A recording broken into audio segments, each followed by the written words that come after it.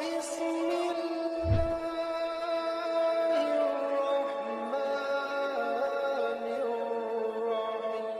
حدیث ہے رسول اللہ صلی اللہ علیہ وآلہ وسلم کی، وہ میں بیان کر دیتا ہوں، آپ اس پہ غور کیجئے، خود سمجھیے گا۔ مدینہ میں ایک صحابی نے رسول اللہ سے سوال کیا، یا رسول اللہ، جب آپ نے ہمیں اسلام کی دعوت نہیں دی تھی، ہم مسلمان نہیں تھے،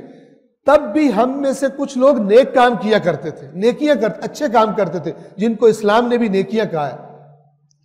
تو ہماری ان نیکیوں کا کوئی اجر ملے گا ہمیں؟ اب غور سے سنیے گا، اللہ کے نبی نے اس کے جواب میں فرمایا، تمہاری وہ نیکیاں ہی سبب بنی کہ تم مجھ پر ایمان لائے ہو۔ اگر تم پہلے بھی بدماش ہوتے اور گندے ہوتے تو تم میرے خلاف کھڑے ہو جاتے۔ انسان کی سابقہ زندگی، اس کی حرکتیں دل کو سخت بھی کرتی ہیں، دل کو نرم بھی کرتی ہیں، اچھی حرکتیں، اچھے اعمال، اور پھر جب حق آتا ہے تو وہ شخصیت جو وہ بنا چکا ہے، اسی شخصیت کے مطابق اس حق کے سامنے یا جھک جاتا ہے یا ڈٹ جاتا ہے اور کہتا ہے میں نہیں مانتا۔